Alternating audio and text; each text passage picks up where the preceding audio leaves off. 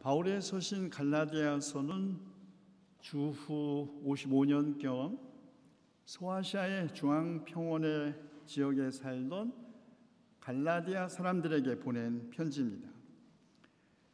이들은 문화적으로 헬레니즘과 로마 문화의 영향을 받은 중산층이었고 주로 이방인들이었던 이들은 그리스도를 받아들인 후 그들이 믿었던 옛 종교에 기초하고 있었던 모든 종교적, 사회적, 문화적 가치 차이와 차별들을 제거함으로써 사도 바울의 칭찬을 받았던 공동체였습니다.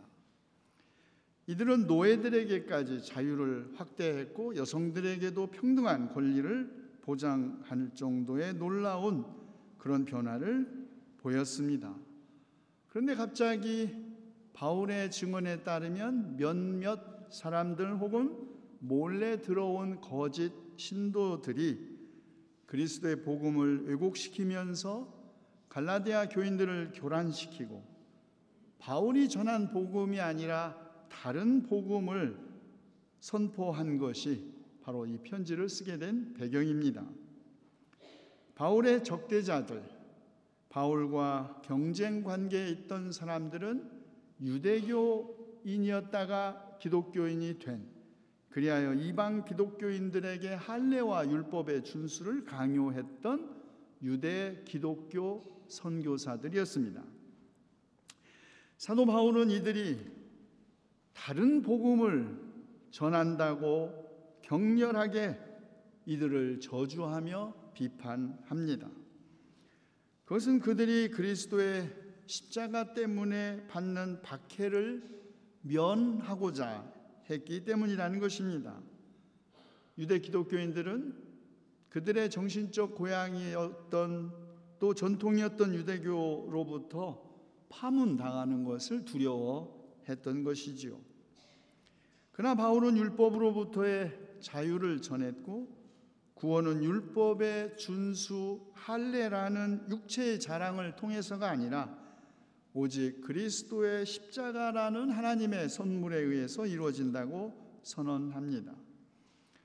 그런데 또 다른 문제는 이들 유대 그리스도인들이 할례를 강요하여 육체의 겉모양을 꾸미기는 좋아하지만 복음의 자유를 육체의 욕망을 만족시키는 구실로 삼았다는 것입니다. 바울은 육체의 욕망을 채우는 삶과 성령께서 인도하시는 삶을 적대 관계로 날카롭게 대립시키면서 갈라디아 그리스도인들에게 형제자매 여러분, 하나님께서는 여러분을 부르셔서 자유를 누리게 하셨습니다. 그러나 여러분은 그 자유를 육체의 욕망을 만족시키는 구실로 삼지 말고 사랑으로 서로 섬기십시오. 사람은 책을 만들고 책은 사람을 만든다. 그런 말이 있죠. 우리는 이렇게 말할 수도 있겠습니다. 사람은 책을 만들고 책은 역사를 만든다. 한 권의 책이 역사를 바꾼 경우가 많이 있는데 바울의 갈라디아서가 바로 그 한 권의 책입니다. 6세기 로마 제국의 멸망을 눈앞에 두고 새로운 기독교 신학을 만들었던 성 아우구스티누스는 이 갈라디아서에서 제기된 자유의 문제를 가지고 자유의지론을 썼습니다. 1520년 말틴 루터는 교황의 파문장을 논박하기 위하여 그리스도인의 자유에 대하여라는 아주 작은 논문을 썼는데 그는 갈라디아서에서 그리스도인의 자유를 발견함으로써 종교개혁의 불꽃을 일으켰습니다. 그의 논문 그리스도인의 자유에 대하여는 매우 역설적으로 보이는 두 가지 주제를 요약되는데 그리스도인은 모든 사물 위에 있는 자유한 주인이며 누구에게도 종이 되지 않는다. 그러나 그리스도인은 모든 것에서 봉사하는 종이며 누구에게나 종이라는 것입니다. 또한 사람은 율법의 실천이 아니라 오직 성령의 인도하심에 따라 믿음으로 의롭다 인정받기 때문에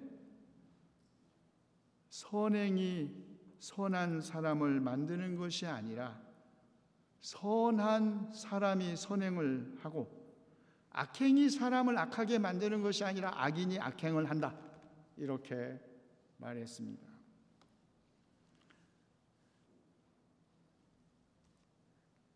여러분, 갈라디아서를 보면 육체의 행실 이렇게 나열합니다. 곧 음행과 더러움과 방탕과 우상숭배와 마술과 원수매줌과 다툼과 시기와 분냄과 분쟁과 분열과 파당과 질투와 술취함과 흥청망청 먹고 마시는 노름과 그와 같은 것들입니다. 이런 짓을 하는 사람들은 하나님의 나라를 상속받지 못할 것입니다 라고 하면서, 그러나 성령의 열매는 사랑과 기쁨과 화평과 인내와 친절과 선함과 신실과 온유와 절제입니다. 이런 것들을 막을 법이 없습니다라고 말합니다. 만약에 이런 악행이 하나님의 나라를 상속받지 못하는 조건이라면 바울은 이렇게 성령의 열매를 나열하다가 이렇게 살면 하나님의 나라를 상속받을 것입니다라고 말하지 않고 왜 이런 것을 막을 법은 없다고 말했을까요? 논리적으로 이해가 안 되죠. 성령의 열매는 우리들의 삶의 방식이 아닙니다. 성령의 열매로 나열된 것 우리가 할 수 있는 일들이 아닙니다. 성령의 열매는 오직 성령께서 우리에게 주어질 때만 우리의 삶 속에서 결실을 맺는 것이기 때문에 이것은 어떠한 조건도 될 수 없는 것입니다. 중세 황혼, 루터가 살았던 유럽은 고리대금과 독점, 농촌의 붕괴와 도시 노동자, 신흥 프롤레타리아트의 고난, 교회의 위기와 신흥 상업자본가들의 발흥으로 엄청난 전환기에 처해 있었습니다. 이 시기를 전후로 발표한 일련의 글들, 고리대금에 대한 설교, 상업과 이자 경제에 대한 글들을 통해서 루터는 이자, 특히 고리대금업을 통해 자본을 확보하는 것이 더 이상 나쁜 일이나 죄가 아니라 오히려 우쭐한 덕이며 명예로서 칭찬받는 세기적인 전환기에 대항한 인물이 되었습니다.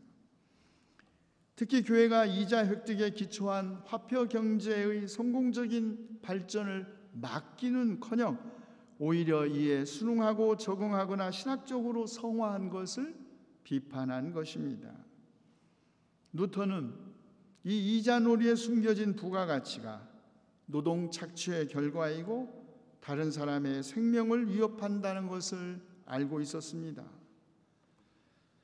16세기 자본주의 체제에 대한 비판은 고리대금업에 대한 그의 비판에서 절정에 이르는데, 루터가 고리대금업을 비판한 것은 그것의 비도덕성 때문이 아닙니다.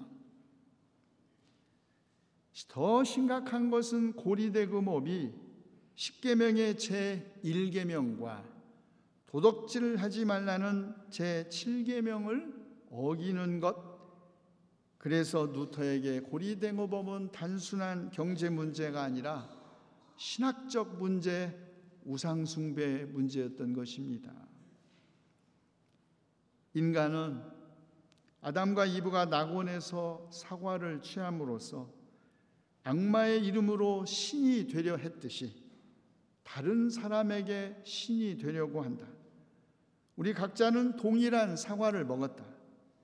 고리대금업자와 돈벌이에 환장한 자는 온 힘을 다해 전 세계를 굶주림과 목마름, 신음과 고통으로 몰아넣는 것을 추구하며 자신만을 생각하고 다른 사람들로 하여금 자신을 신처럼 대하게 하고 그들을 영원히 종으로 만든다.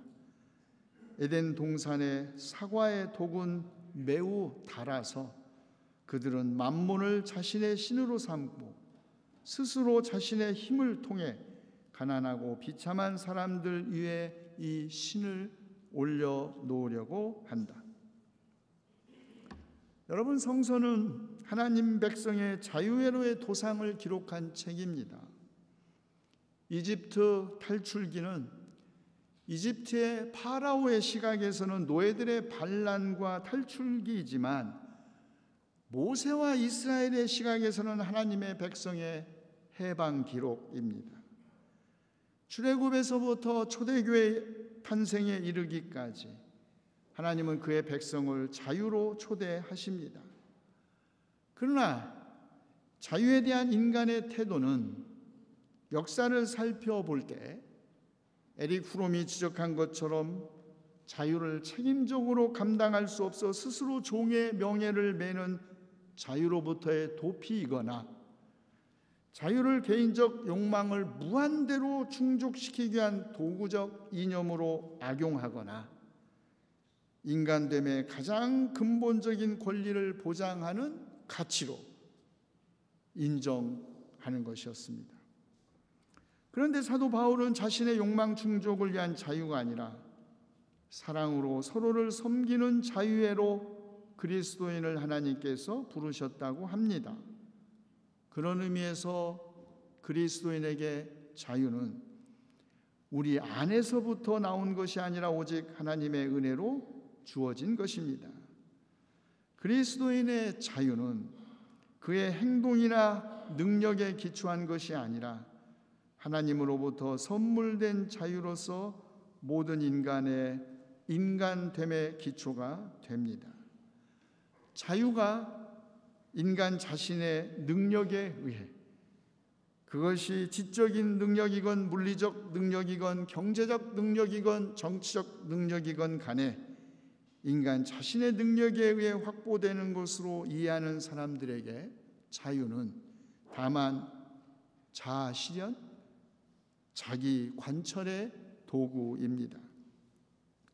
그러므로 이들에게 자유의 기준은 언제나 자기 그리고 개인이지 공동체가 아니며 자신의 권리이지 섬김이 아닙니다. 그런 자유는 대부분 힘 있는 자의 정당화를 위한 도구이거나 현상 유지의 이데올로기 구실을 합니다. 오늘 우리 한국 사회와 교회가 부딪힌 문제 하나는 이렇게 은혜로 주어진 자유를 섬김을 위한, 사랑을 위한 자유가 아니라 자기 관철을 위한, 아니 섬김을 받기 위한 자유로 이해하는 데 있습니다. 섬김을 받기 위한 자유, 그것은 인간에 대한 이해나 인간관계를 모두 자본화하고 이것은 인간을 하나님의 형상이 아니라 오직 소유관계에서만 보게 합니다. 그 자유의 중심에는 오직 자기 자신만의 혹은 자기 조직의 이기심이 놓여 있죠. 근대화와 민주화를 빠르게 그리고 동시에 실현한 나라라는 이 자랑스러운 명성 뒤에는 지금도 여전히 매우 무례하고 매우 노골적이고 매우 폭력적인 천민 자본주의의 얼굴이 더 이상 숨어 있지도 않지요. 얼마 전 뉴스 보셨습니까? 한 사람 청부 살해하는데 500만 원, 팔 하나 자르는데 100만 원이면 가능한 나라가 이 나라입니다. 모든 것이 다 돈이고 오직 자신의 개인의 욕망을 충족시키는 것이 자유라고 이해하는 나라의 사람값이시죠. 그러나 은혜로 주어진 자유로 부름받은 그리스도인에게 자유는 섬김의 자유이지 지배를 위한 자유가 아닙니다. 스스로 종이 된 이들의 자유, 섬기는 이들의 자유는 자발적으로 절제된 자유입니다. 그러므로 이 자유의 기준은 내가 아니라 언제나 이웃 그리고 타자입니다. 그러나 그리스도인의 자유를 개인의 내면적 자유 혹은 영적 자유나 정신적 자유로 이해하는 사람이 있습니다. 이들은 그리스도인의 자유가 하나님과의 개인적 내면적 관계에서 죄로부터 해방해서 얻어지는 것이기 때문에 역사와 관계가 없다고 말합니다. 이들은 루터의 의도와는 전혀 달리 교회의 국가 권력에 대한 무관심 혹은 무비판적인 순응을 위한 이론적 도구로 활용되었던 루터의 두왕국설을 근거로 하고 있습니다. 루터의 두왕국설이 과연 정교 분리의 이론적 근거인지 아니면 오히려 국가 권력으로부터 교회와 양심의 자유를 지키기 위한 근거인지를 규명하기 위해서는 또 다른 논의가 필요하겠지요. 저는 다만 그리스도인의 자유를 지나치게 개인적이고 내면적으로만 이해할 때 빠지게 될 기독교인의 양비론적 태도의 위험성을 지적하고자 합니다. 여러분, 양비론이란 역사적 상황과 관계없이 언제 어디서나 도덕적 정당성을 가질 수 있는 무기입니다. 역사에 대한 판단이 성공하면 칭찬받고 설령 실패한다고 해도 비난받지 않는 자기 정당화의 거점을 양비론은 언제나 가지고 있기 때문입니다. 마치 양비론은 양시론의 반대편에 서 있는 것 같으나 경험에 비추어 보면 언제나 양비론은 양시론의 이란성 쌍둥이입니다.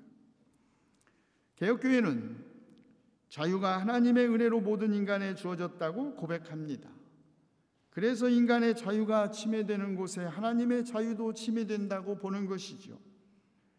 하나님으로부터 오는 모든 이에게 은혜로 주어진 자유는 그러므로 독단적이고 권위주의적인 정치 권력을 비신화화합니다.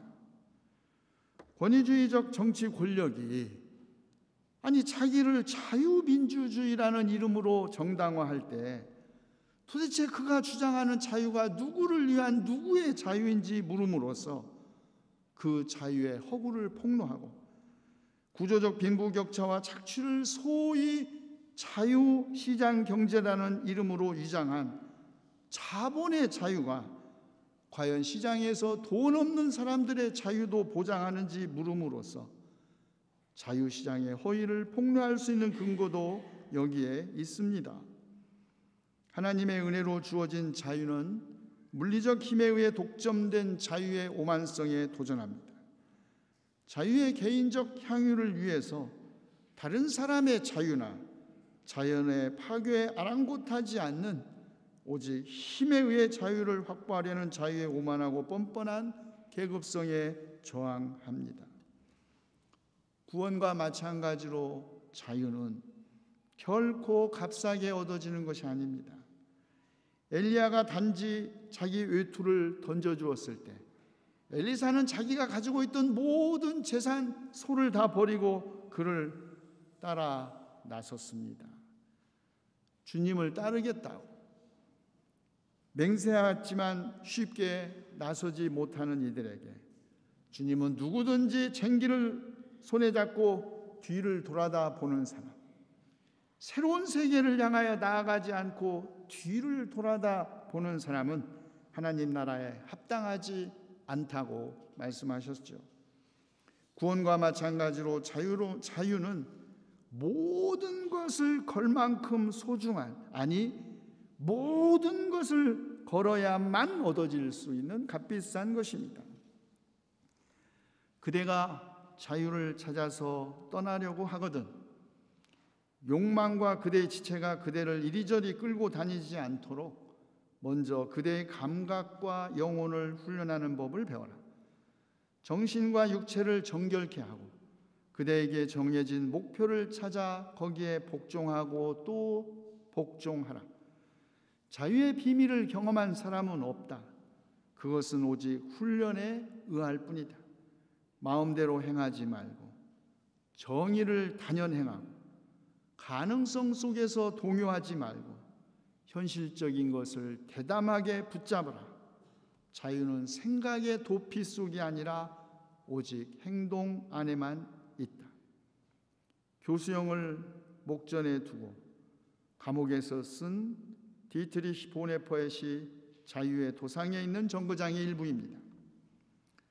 우리 시대의 자유란 무엇이냐고 물으면 우리는 자유는 언제나 그 무엇, 그것이 억압이 됐건 폭력이 됐건 낡은 인습이 되었건 그 무엇으로부터의 해방, 내가 하고 싶은 일을 마음대로 할 수 있는 능력으로 이해합니다. 욕망을 충족함으로써 자유가 성취된다는 생각은 사실 욕망 충족의 가장 현실적인 도구인 돈을 쫓는 만몬주의를 정당화합니다. 돈은 사실이 그렇죠. 자유의 근원이자 동시에 자유의 목적이 되었습니다. 진리가 너희를 자유케 하리라는 말씀은 더 이상 진리가 아닙니다. 진리가 아니라 돈이 너희를 자유케 하리라가 진리가 되었습니다. 자유라는 이름으로 타인과 자연에 대한 최소한의 예의도 지키지 않는 이 뻔뻔스럽고 무례하고 오만한 자유. 기독교인이나 비기독교인, 제가 보기에 보수나 진보, 그 어떤 이념에서도 차이가 없는 것처럼 보입니다. 보네퍼에 따르면 훈련 없는 자유는 우리를 욕망의 노예로 전락시키고, 행동 없는 자유는 우리를 소시민적 개인주의에 빠지게 합니다. 참된 자유, 진정한 자유를 찾는 사람은 먼저 우리의 정신과 육체를 정결케 하고 먼저 우리의 감각과 영혼을 훈련해야 합니다. 자유는 내가 하고 싶은 대로 내 마음대로 하는 것이 아니라 자유는 단호하게 정의를 행하는 데 있기 때문입니다. 오늘 우리가 죽은 보네퍼를 다시 불러내는 것은 오늘의 한국 교회도 그리스도인의 자유를 지나치게 값싼 은혜로 헐값에 팔아넘기고 있기 때문입니다. 아무런 대가나 노력 없이 얻는 은혜, 죄인을 의롭다고 인정하는 것이 아니라 죄를 의롭다고 인정하는 은혜, 참회 없는 사죄, 죄의 고백 없는 성만찬, 십자가 없는 은혜가 값싼 은혜입니다. 이른바 삼박자 축복론 등으로 치장된 한국 교회 안에서 값비싼 은혜로서의 자유가 추방당한 지 오래지요. 예수님의 제자직이 이 세상 한복판 안에서 실천되지 않는 곳에 값비싼 은혜는 없습니다. 모든 의무와 말씀에 대한 순종과 그리고 세속에 대한 저항을 면제해 주는 것이 마치 은혜인 것처럼 선포하는 교회는 더 이상 예수 그리스도의 교회가 아닙니다. 살아계신 예수 그리스도가 없는 그리스도교는 반드시 제자적 없는 그리스도교로 남게 되고, 제자직 없는 그리스도교는 언제나 예수 그리스도가 없는 그리스도교로 남게 된다. 보네퍼의 증언입니다. 그러므로 우리는 두렵고 떨리는 마음으로 우리의 구원, 우리의 자유를 이루어 가야 합니다. 주님께서 약한 우리에게 자비를 베푸셔 성령의 열매 약속하신 그 열매 맺으며 살아갈 수 있기를 기원합니다. 기도합시다. 우리를 이 악한 세대에서 건져주시려고 우리의 죄를 대속하기 위하여 자기 몸을 바치신 주님, 주님께서 우리를 해방시켜 주셔서 자유를 누리게 하셨으니 저희가 굳게 서서 성령을 거스르는 육체의 행실을 버리고 성령의 열매를 맺으며 살 수 있도록 자비를 베풀어 주시옵소서. 서로 남의 짐을 져주면 그리스도의 법을 성취하는 것이라는 사도 바울의 이 말씀 힘입어 기도하오니 저희가 모든 사람에게, 특히 믿음의 식구들에게 선한 일을 할 수 있도록 도와주시옵소서. 선한 일을 하다가 저희가 낙심하지 않게 하시고 저희가 지쳐서 넘어지지 않고 때가 이를 때에 약속하신 영생을 거두게 하여 주시옵소서. 우리 주 예수 그리스도의 이름으로 기도하옵나이다.